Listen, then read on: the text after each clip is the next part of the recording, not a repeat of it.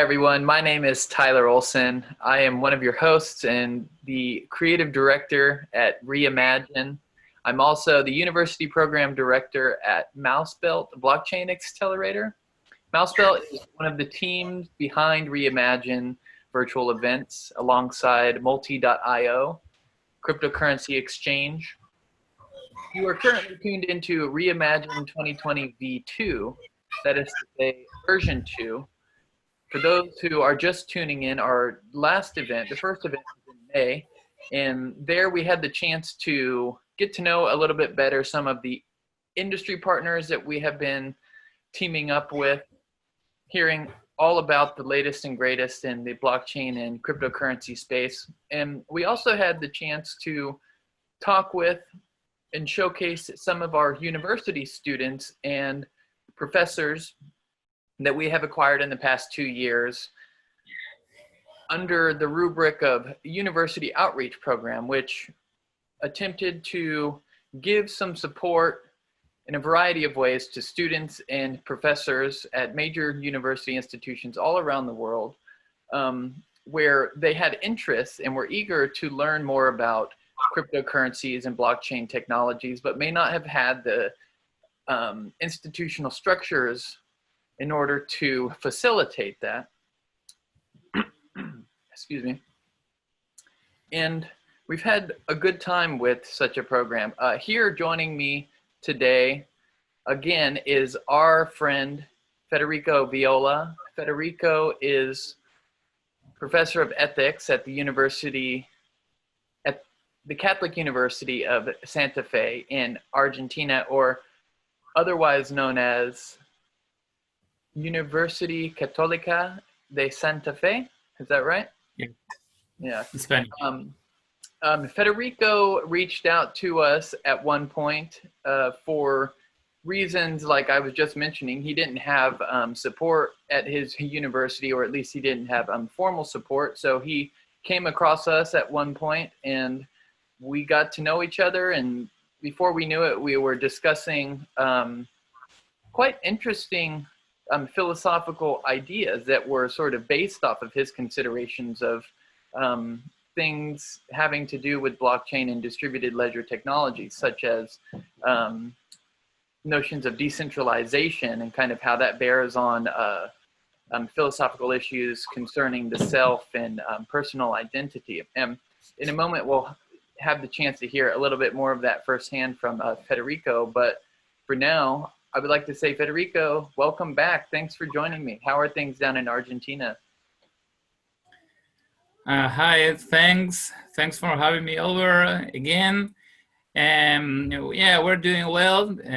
Situation is much of a little the same as around the world. We have also here some quarantine, and now here in my region is there are more cases of coronavirus, but we are okay, we're doing good, and we are eager to keep learning in blockchain, and also, well, I'm starting with research, and I wanted to share with you some of our projects and ideas. I want to thank this opportunity. It's not that easy for us here in South America, in Argentina. The first time in REIMAGINE in May was this year, I think. Everything was here not like now. We are better. We made some progress, and there are more people who are interested. And yeah, we're starting, and we're looking forward to get even better, get better, and make some progress in learning more of blockchain. Great. Yeah, man. I'm glad to hear that you're doing well down there. Currently over here in California, we have fires all over the place. So just yesterday, we had to escape where we were down in Santa Cruz, and we made our way up to Sacramento, and things are starting to get kind of fussy here too. So we'll see how that plays out. You had mentioned, and I had mentioned before, some of your philosophical interests that sort of stem from your considerations of fundamental concepts at the base of, you know, blockchain, distributed ledger technologies, and cryptocurrencies. I want to get there, but right now, I think it would be safe for us to assume that some people that are viewing this right now know nothing about you and know nothing about your backstory. And furthermore, since there's such a wide variety of profiles which make up this space, you know, it's always good to get a little bit of testimony, if for no other reason than to show people that this space is really for everybody, despite what it might seem on its shoulder, namely a space just for technical people or sort of very ideologically driven economics,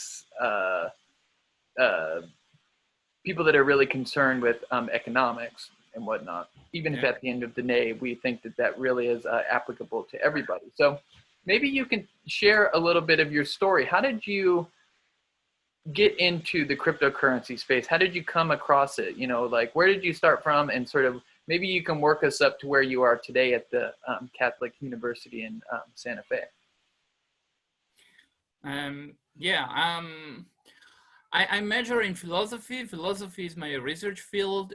I work. That is my work. But I was always around computers, and informatics was always like a hobby for me from my childhood.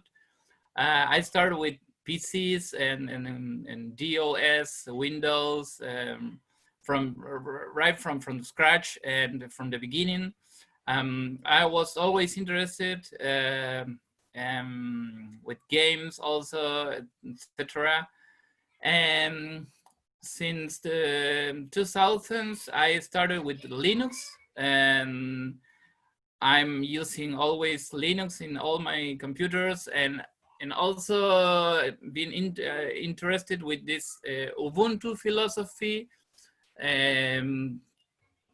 which lies in the Ubuntu distro, and also in the Linux, and in the Linux movement and free software movement. From there, I always saw this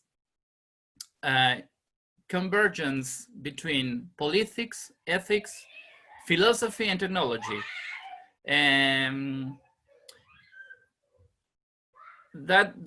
I was always interested in technology. And around 2016, I made a conference. I was invited to a conference in Rome, and at that time was in January 2016, and there was a congress about Commonwealth. I made a paper and a conference about the internet, the new technologies, the new possibilities, and the idea of Commonwealth. That was my first, I will say, convergence of ideas and philosophical work and my hobbies. And from there, I was in Germany because I made my PhD in the University of Freiburg, and because of that, I could participate in Rome, in Italy, in this congress. And then I came back to Argentina. I'm from Argentina, and started here as a research a professor and researcher at the university, at the Catholic University. And I'm also a researcher for CONICET, that is from government in Argentina. And since 1 year, I always was hearing about cryptocurrencies, Bitcoin, you know. But since 1 year, I jump in this world, in this new technology. It was casual, and for me, that the most interesting was that Bitcoin from the beginning is, I think, a political movement. So there was a couple of engineers, but political driven, that started with these ideas. And because of that, I, as a researcher, as a philosophical researcher, was interested in these ideas of cryptocurrencies and etc. Also, for us Argentinians, economic is always an issue. It's always a problem. So because of that, we are always struggling with economical problems, etc. And because of that, and there's a mix of situations that brought me to go deep in this world, in this new technology, and the possibilities of this new technology. And it was also for me the idea to make a convergence, to work in my research field, but also with my interest in blockchain and etc. Yeah, that is a little my story, my story. Yeah. You had mentioned Commonwealth, and sort of it eventually kind of came back around to this idea of Bitcoin being at its core a political movement. One of the, I definitely tend to agree with that way of looking at it, because right, fundamentally what it does is it sort of it helps us achieve a certain kind of commonwealth by sort of instilling. It sort of makes possible for people to assert a kind of right that they have to preserve the value of their wealth outside of some sort of central entity's arbitrary decisions as to what's going to happen with that money, right? So this becomes political once you realize that it's fundamentally about separating state from money, right? And I think that a lot of people fail to see this, and it's this failure is what explains their uneagerness to kind of get some skin in the game, right? What is it that they fail to see? Well, it's that it's just this point that it's about helping them sort of assert their right to, preserve their value in the long term, as opposed to keeping their sort of money in cash or something, which, right, as we know, starts to, degrade over time. And what can be tricky is, in order to sort of sell them on this idea, right, that it's not just some group of people that arbitrarily decided you're going to have this new currency, right, and it's an option that you have, and it's all about getting rich, right? In order to really sell them on the idea that it's about fundamentally restructuring the financial system such that they can sort of, preserve their wealth in a way that they can't with the sort of alternative extant system. What can be tricky is, in order to sell them on that idea, you have to go into a little bit of the technicals there, right? And then you start to lose them, because they start saying like, oh, well, this all seems so complicated, et cetera. And you go, well, don't lose sight of the fact that my sort of tangential musings here about the sort of technical workings of Bitcoin and sort of hash rate and mining and all of these other things that you might touch on in such a conversation. Don't lose sight of the fact that that is sort of geared towards persuading you that it's sort of worthwhile, right? It's like to show you that because it works this way, it can do this thing for you. And that thing has profound implications on the lives of human beings, because it's a new way of letting money live in the world, right? So yeah, I definitely think that it's good that there's people like yourself out there that are trying to sort of look explicitly at the philosophical implications and sort of grounds of this technology. And I do want to get to hearing a little bit more about some of your latest thoughts on all of this. But we can pick up here where, okay, you finally now are in Santa Fe. Yeah, you're a professor of ethics who has this kind of interest, this philosophical outlook on this new technology. What's the state of the club now? What are y'all doing? What new things have happened? What opportunities have opened up for you? What's going on? Yeah, we are right at the beginning, because as I said, there are first of all, we are not a big university. There are not a kind of lot of people or student. Also, majors are not quite few. There are not a lot, but Santa Fe is not. It's not Buenos Aires, capital city of Argentina. And because of that, we are at the beginning. Also, people are not hearing every time about Bitcoin or these new technologies. We are early adopters, but we are alone.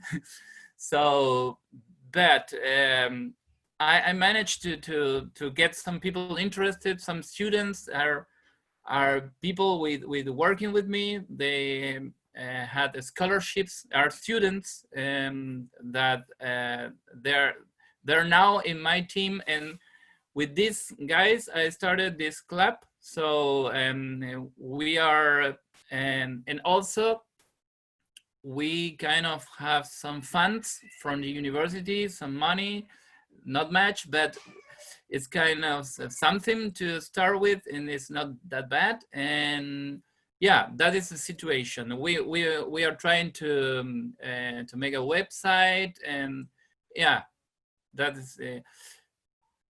So you have some funding now. Are you have y'all set up like a research lab? Do you have some colleagues that are kind of Yeah, in there with you? yeah. Are you recruiting students as well, or? Yeah, we are already 3 people in our team, and we are now submitting our project and to have funds and funding from the university. And now we after that we will recruiting more students who wants to jump into the project, and that is the good news in this moment. So does it look like a promising thing that this will eventually be a more implemented curriculum, right? Like, do you think that this would ever get to the level of actually offering, students the chance to, take courses for credit, or like maybe even fund some graduate students? The idea is maybe to start with this club more informal, more casual, and not in the curriculum or in some majors, but yeah, it's the very beginning. So, but it's a good beginning. It's a good start, because so we are starting from scratch, and we have some funds, and we're planning to begin with developing some philosophical ideas around this new technology. That will be the foundation, I will say, and from then on, it can happen anything. We can maybe there are some courses, or also is the idea from some people of the university to start with entrepreneurship, or some small projects about implementation, but that is there are just ideas. Yeah. Awesome. You know, uh, maybe we can bring to the surface a more concrete example of what it means to think philosophically about these new technologies. You know, I was sort of going off a moment ago in relation to what you were saying about the relationship between Bitcoin as a political movement and Commonwealth. And I think it's safe to say that that's a pretty obvious, at least for certain people in the space, that's a pretty obvious line of thought that you can pursue there. But you have expressed to me certain other lines of thought, which we might consider philosophical musings that stem from blockchain and cryptocurrencies, namely the fragmented identity view. So maybe to give some substance as to what it means to think philosophically about these things, you could sort of share a little bit of your thoughts there.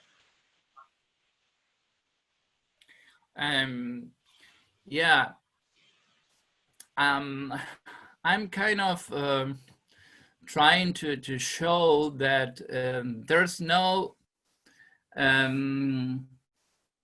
also I would say there's no identity as such, but we are living in our existence like playing roles, different roles, and it's not just a central. We play some central idea of identity, but and that is not static.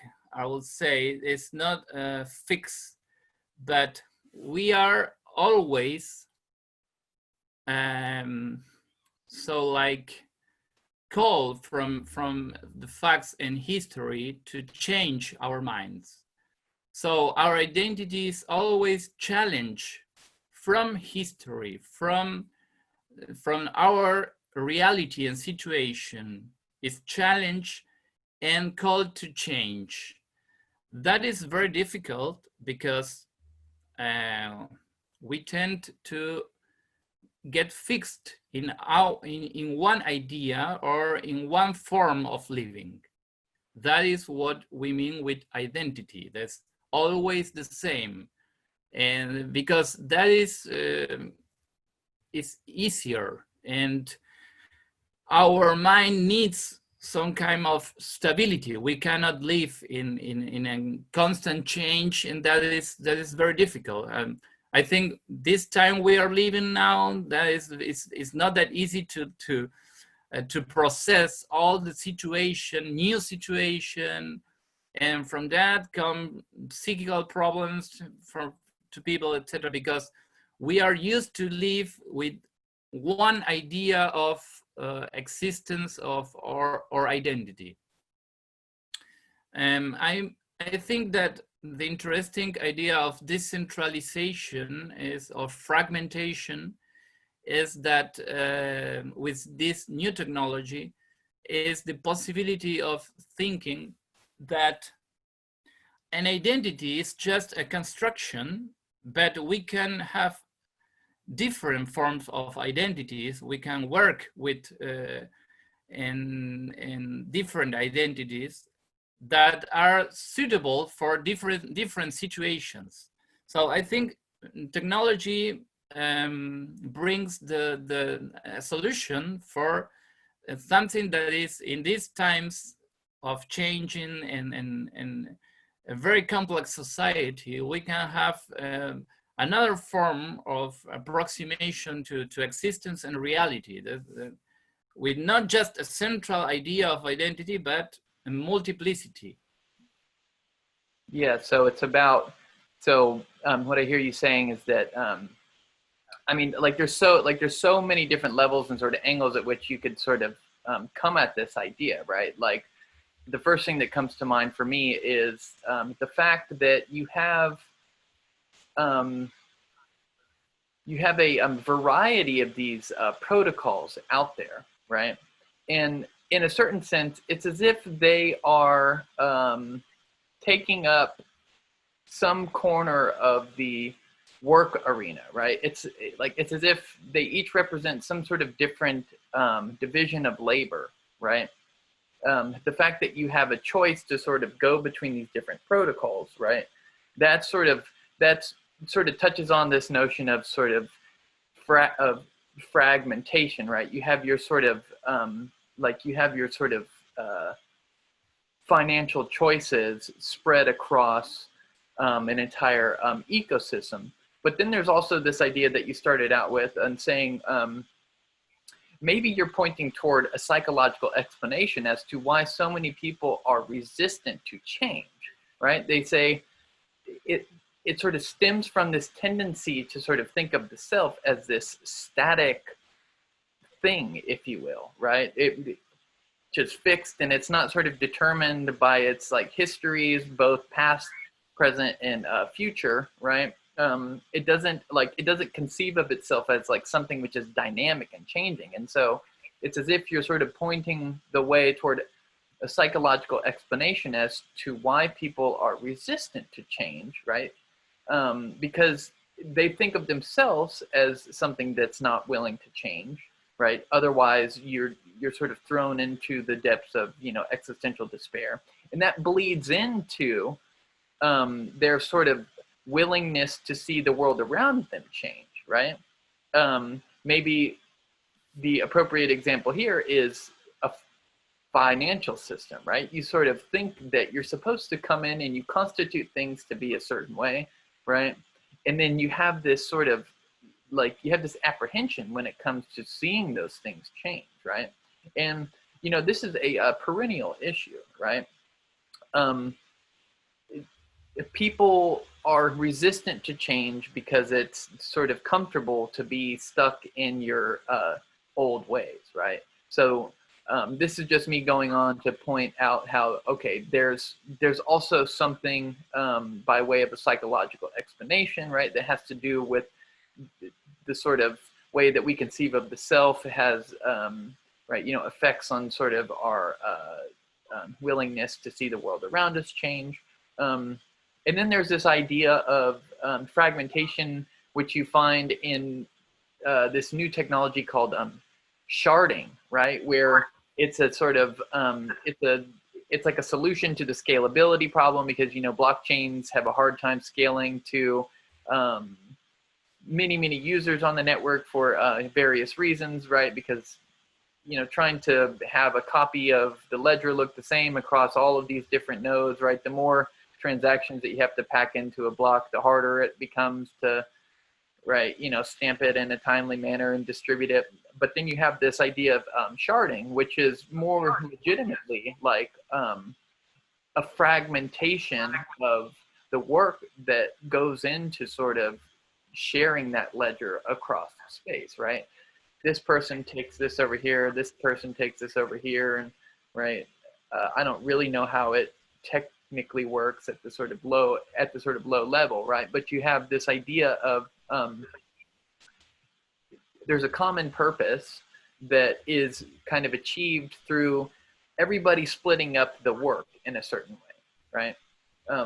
Now, this may seem to be kind of jumping all over the place, but again, we just wanted to give some sort of substance to how one might approach these things philosophically, which extends beyond just the sort of economic and political philosophies which are common to these technologies and discussions around them.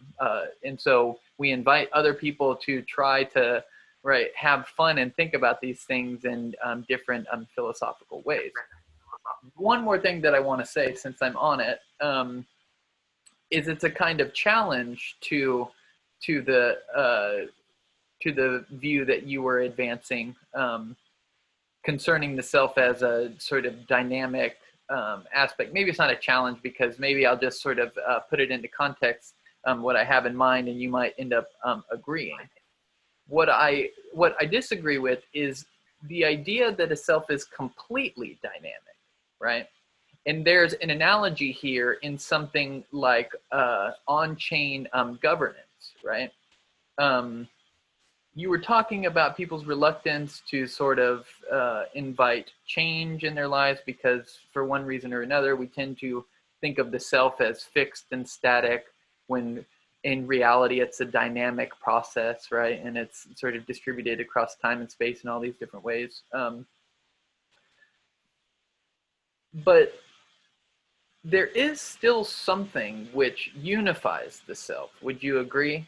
Such that I can be who I am over time, even though there's all of these aspects about me, which is very dynamic and changing, there's still something which unifies me such that I can be the same person in some sense over time. Just like in the way that these new blockchain protocols, which have on-chain governance, right, where all of the nodes can sort of vote for the amendments that take place, you have the ability for this protocol to sort of evolve over time, but that is still grounded in the, I guess, like original framework of what the protocol is, right? There's a kind of abstract rule set which allows for those processes of change. And so what I'm seeing here is actually an isomorphism between a dynamic self, which is still, I guess, unified by this more abstract unification principle, and the sort of evolving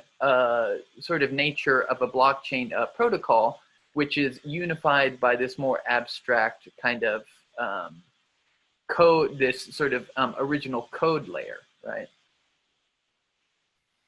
So it is just to say that I agree that the self is dynamic, but I think that it's all like also worthwhile for us to think about the sort of aspect of the self which isn't changing, right? This sort of goes back to, you know, like the Platonists and the sort of nominalists, right? They're, right, you know, Plato was so fascinated by the fact that many different things can be instances of the same categorical kind, and right, he thought that the best way to explain that was to sort of point to these abstract kind of outside of time and space templates, but then you have other people that say, no, there are only particulars, et cetera, and everything's dynamic and changing. What I'm offering here is a way to kind of merge those two ideas, and I think that we find a concrete example in something like distributed ledger technologies in the way that they change, but they still have this sort of abstract framework which like allows for a kind of unity across time and space.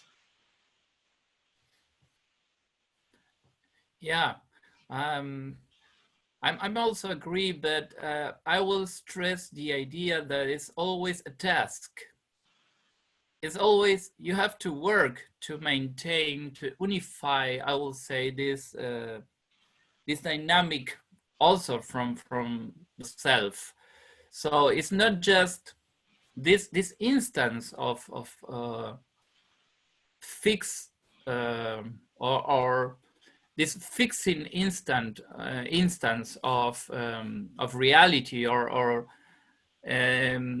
this instance which unifies all the dynamics of my internal and external life, etc., is also a task. It's also something that we have to build. It's not done, I will say. It's not something that is there, but it's something that you have to maintain, that is something that will not, it's not just done, it's not just fixed or like, I don't know, or static, but also this unifying instance is a task, is something that have to be maintained.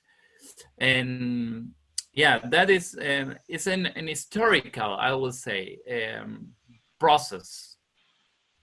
Sure. And that is some of the new ideas that I would like to share with you, and also that we plan to research in our project, and because we want to stress the idea that there is no fixed or static foundation of reality, but I will say with a philosopher, French philosopher, Greek also, Castoriadis was his name. he postulates the idea of chaos as the foundation of reality. I would say is different from the traditional philosophy, which postulates the idea of a static reality or a nature or something which is already there. But the idea here is, how can we imagine a new form of society or financial system or politics?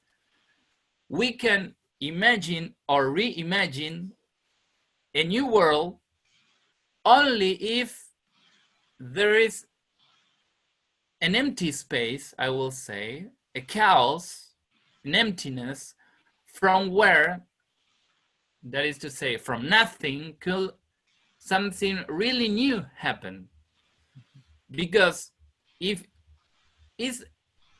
it were everything done, if like Plato, you say there are ideas or there one truth, or is everything thought, or we will we just need to go and fetch these ideas or fetch this truth, or it's just like discover, or it's not that. I think we will like to insist in the idea of creativity. And I think that is, our society lacks of creativity. In education also, our institution lacks from creativity, because I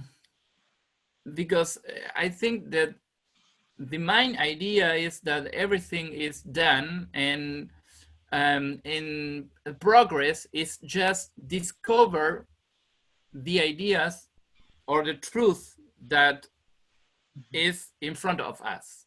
Yeah. And science also have this, for example, Galileo Galilei said that the book of nature is written in mathematical symbols, and you have to just to read this book. We go against this idea in the meaning that there's no book, there's no mathematical structure of the universe. We have to imagine. Mathematics was one form of imagine our world, science based in mathematics, also these new technologies based in mathematics, but it's not just that. It's not just mathematics. There are also a lot of political ideas, ethical ideas, which helps to imagine, also to be creative, for example, in mathematics or in finance, etc. Mm-hmm. And I would like to stress this idea of collaboration. You said that in blockchain, for example, this idea of a distributed ledger, where everybody have to make to help. So it's not, blockchain is not just about this intermediation, but also about a collaboration and form of cooperation, and that is also a form of mediation. So it's not, I would say, there's not a direct access and an immediate access to truth, to reality, to the new. The access to the new, so the very possibility of innovation of a new truth, I will say, is mediated by the collaboration of a bunch of people. So if we don't start to think, to try to imagine a new form of society, there's no form to change. There's no possibility to change. So change is not something that happens necessarily because of the progress of science or truth, or I don't know. Innovation is a political issue. It's a political and ethical issue. And because of that, I'm always amazed by this form of beginning of Bitcoin and blockchain, etc. It's not driven. For starters, this was not a technology made from the big enterprises, Google, or no. It's something which begins bottom up from the people. We don't know who is an anonymous, and this is very interesting because it's a political movement which fostered creativity for thinking a new form of living together, and that means a new form of commerce, new form of financials, new form of economic, new form of governance, and that is very interesting. Because of that, I'm appreciating really this reimagine and this event, because we are, I would say, we are making history if we don't make these events and we don't try to think about this situation and to make something. The change will not come for itself.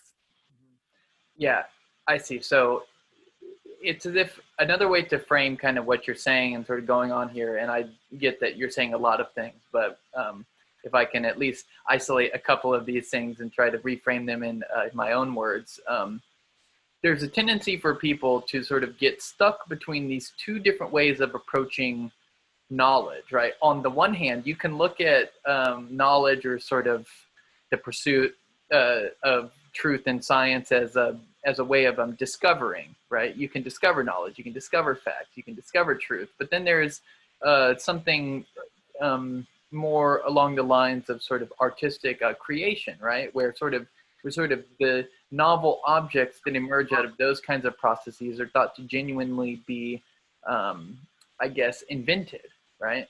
And I mean, you know, the same question could be put forth in the sciences too, right? You have people think, is truth discovered or is truth invented? And, you know, this has spawned a long debate between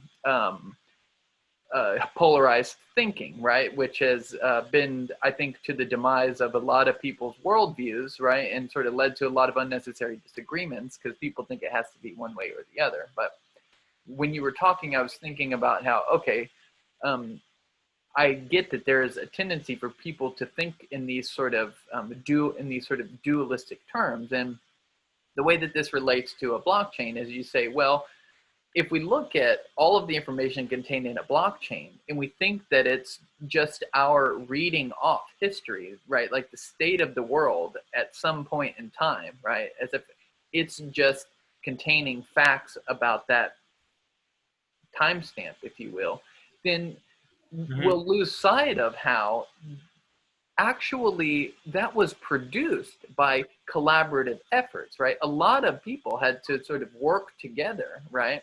And there had to be like a consensus that comes out of this cooperative work together.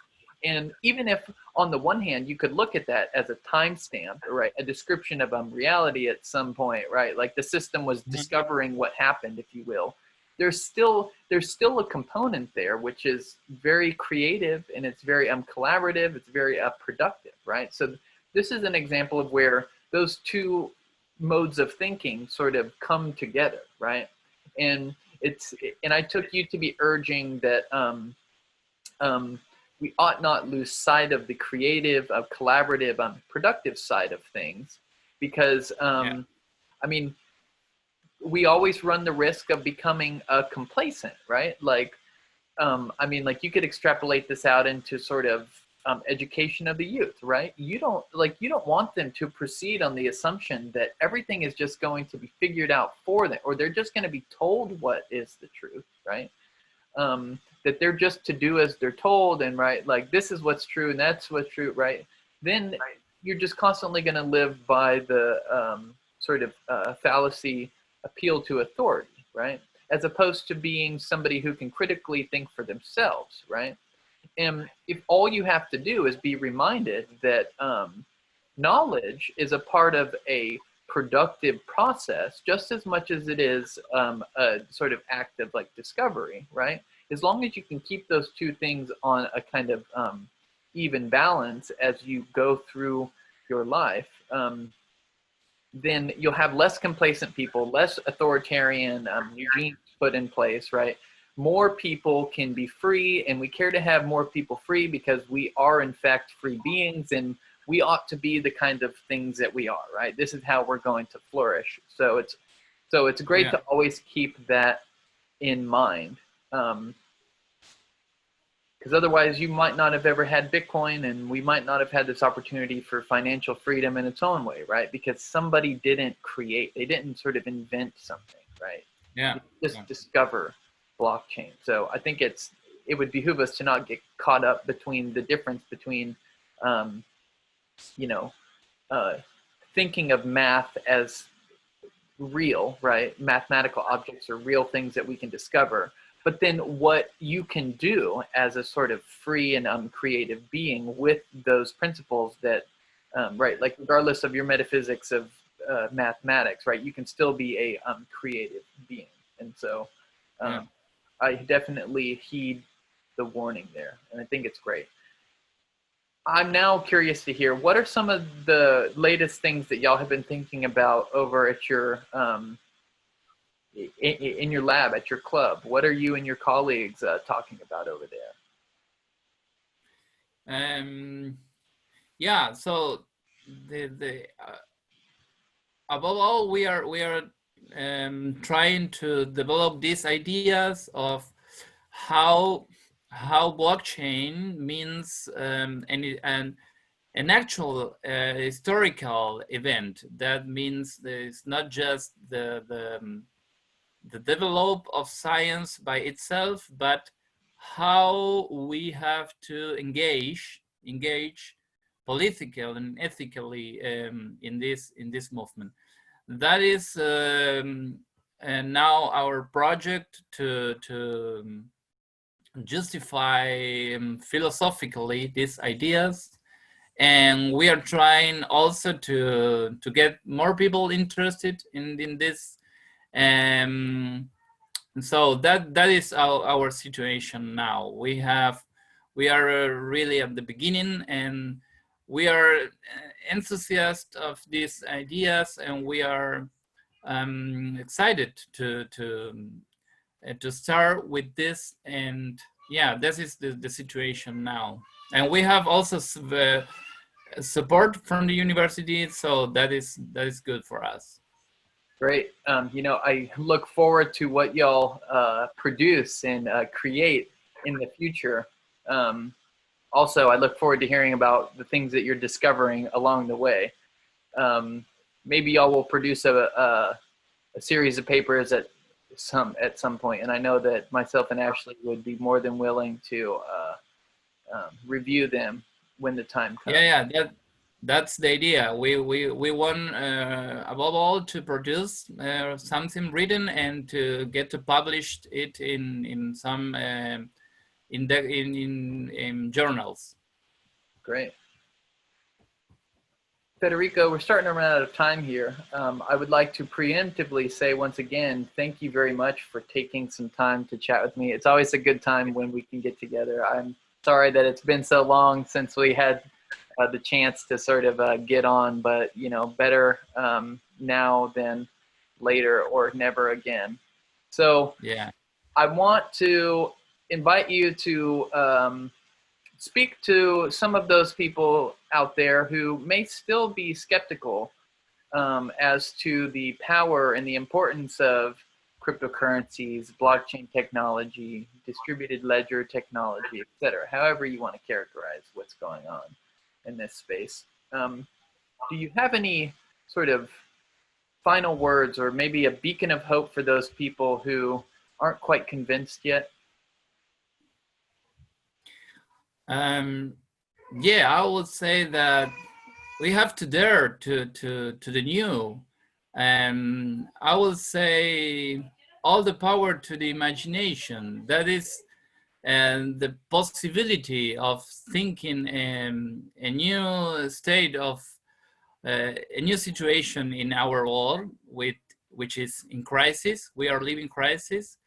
I would like to say we have to engage in change. Change come not for itself. And I will challenge people to try new things.